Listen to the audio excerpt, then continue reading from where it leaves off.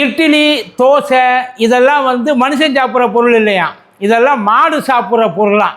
இதை நான் சொல்லலை, இதை சொன்னது ஒரு பெரிய வழுக்கு மரம். எப்படி வழுக்கு மரத்தில் நம்ம என்ன நினச்சாலும் ஏற முடியாதோ, அதே மாதிரி இந்த மாதிரி சில வழுக்கு மரத்தில் நம்ம என்ன நினச்சாலும் அதுவும் ஏற்றவும் முடியாது. எதுவும் நீங்கள் உள்ளதுக்கு போட்டாலும் அதை வழுக்கிக்கிட்டு கீழே விழுந்துடும், எதுவும் அதை சேரவே சேராது. அதே மாதிரி உங்களுக்குலாம் ஒரு நல்ல நியூஸ், அடுத்த மாதத்துலேருந்து தமிழ்நாட்டில் இருக்கிற எல்லா ரேஷன் கடையிலையும் இந்தியா கேட் பாஸ்மதி ரைஸு தான் போட போகிறாங்க. India Gate basmati rice. ஒருவேளை அதை போட முடியலை அப்படின்னா குறைஞ்சபட்சம் பொன்னி அரிசியோ இல்லை சீரக சம்பாவோ கொண்டாந்து கொட்டு வாங்க. இதுக்கு கேரண்டி நம்ம தமிழ்நாடு கவர்மெண்ட்டு கேரண்டி.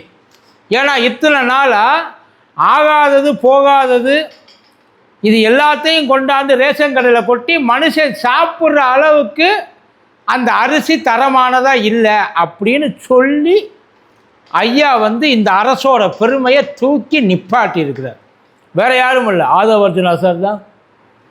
அதான் தமிழ்நாடு அரசு, இதுக்கு முன்னாடி இருந்த தமிழ்நாடு அரசு மக்களை போட்டு மட்டமான அரிசியை போட்டு மக்களோட வயிற்றறிச்சலை கொட்டிக்கிச்சு. அந்த அரிசியெல்லாம் கொண்டு போய் குப்பையில் தான் கொட்டுறாங்க அப்படின்னு சொல்லியிருந்தால் பரவாயில்ல. கடையில் கொண்டு போய் கொடுக்குறாங்க, மாட்டுக்கு போடுறாங்க. கடையில் கொண்டு போய் கொடுத்தா அவன் மறுபடியும் எங்கே பண்ண போகிறான் எனக்கு புரியல. கடையில் கொண்டு போய் கொடுத்தா அவன் என்ன இலவசமாக வாங்கி வச்சுக்கிட்டு மறுபடியும் கவர்மெண்ட்டை கொடுத்து காசு வாங்க போகிறானா? அதை விலை கொடுத்து ஒருத்தன் வாங்குறானா, எதுக்கு அவன் வாங்குறான்? சார் இட்லி, அதை இட்லியை மனுஷன் சாப்பிட்றதா சாப்பிட்றது இல்லையா? இட்லி மனுஷன் சாப்பிட்றக்கூட பொருளா இல்லையா? எனக்கு புரியலை சார், எனக்கு சத்தியமாக தெரியல. அதாவது ரேஷன் கடையில் இருக்கிற அரிசியோட ப்ராசஸை பற்றி எதுவும் தெரியுமா தெரியாதா அப்படின்றது தெரியல. உண்மையிலேயே ரேஷன் கடையில் இருக்கிற அரிசி நார்மலாக கடையில் வாங்குகிற அரிசியை விட சத்தான அரிசி. உண்மையிலேயே நீங்கள் என்ன நினச்சாலும் சரி. என்ன பிரச்சனை ரேஷன் கடையிலனா அவங்க ஸ்டோரேஜ் பண்ணுறதுல தான் பிரச்சனை. அரசாங்கம் பார்த்து சென்ட்ரல் கவர்மெண்ட்லேருந்து வர்றது தான் எஃப்சிஐன்னு ஒன்று இருக்குது, ஃபுட் கார்ப்பரேஷன் ஆஃப் இந்தியான்ட்டு. அதே மாதிரி ஒவ்வொரு ஸ்டேட்டுக்கு தனிப்பட்ட முறையில் அதை பண்ணுறது இன்னொன்று. நம்ம ஊரில் டிஎன்எஸ்சிசிசிம்பாங்க, அதாவது தமிழ்நாடு சிவில் சப்ளை கார்ப்பரேஷன். அதுதான் இது. அதாவது என்னென்னா முதல்ல இந்தியாவில் இருக்க எல்லா விவசாயிகிட்டேருந்தும் சென்ட்ரல் கவர்மெண்ட் எஃப்சிஐ வாங்கிடும். எஃப்சிஐ வாங்கிட்டு அதுக்கப்புறம் ஸ்டேட் கவர்மெண்ட்டு சென்ட்ரல் கவர்மெண்ட்டேருந்து வாங்கணும். சென்ட்ரல் அது வாங்குகிற ப்ராசஸ் என்ன தெரியுமா? எல்லாத்துக்கும் ஒரே விலை கிடையாது. எவ்வளவு அரிசி எவ்வளவு கார்டு ஹோல்டருக்கு நீங்கள் என்னென்ன டைப்பில் கொடுக்குறீங்க அதுக்கு ஏற்ற மாதிரி விலை டிஃப்ரெண்ட் ஆகும்.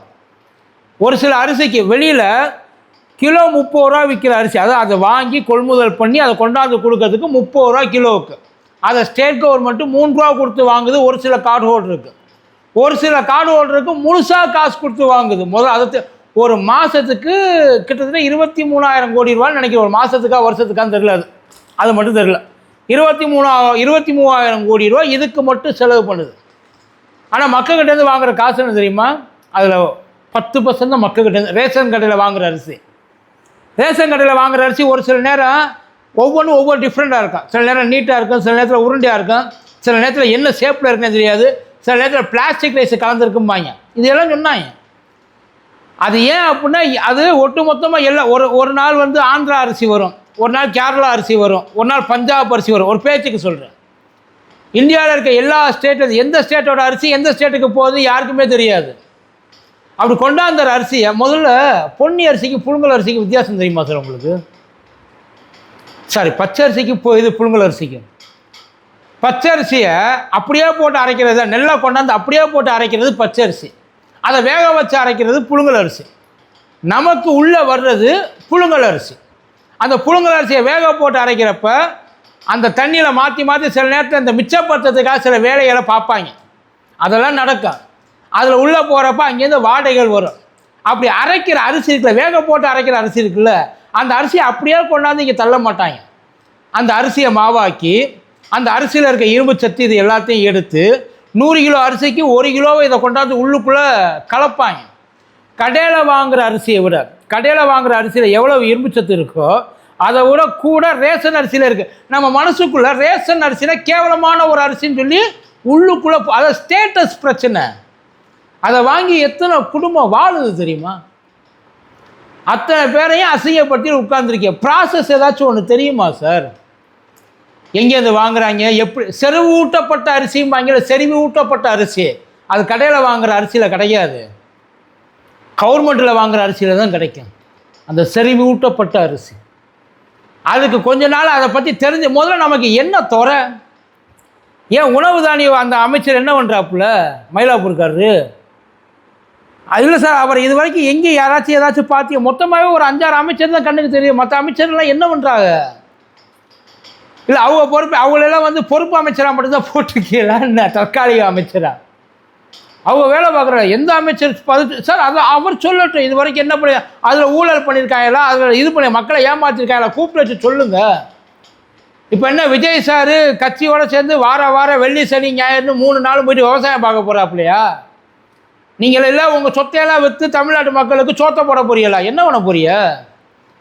முதல்ல கவர்மெண்ட் கொடுக்குற அரிசி, சென்ட்ரல் கவர்மெண்ட் கொடுக்குற அரிசி, ஸ்டேட் கவர்மெண்ட் கொடுக்குற அரிசியில் ஸ்டேட் கவர்மெண்ட் டிஸ்ட்ரிபியூட் மட்டும்தான்.